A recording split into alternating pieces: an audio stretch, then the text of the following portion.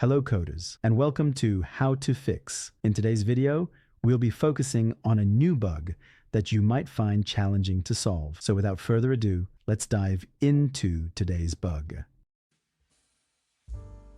Let's now run code 1 that triggers the error and see the output. Let's walk you through the interpretation and the correction for this bug. Please pause the video to absorb the explanation. Now let's rectify the code and examine the resultant output.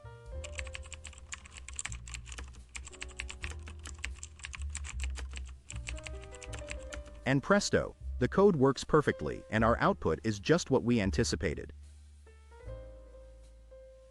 The bug is no more. That wraps up our video for today.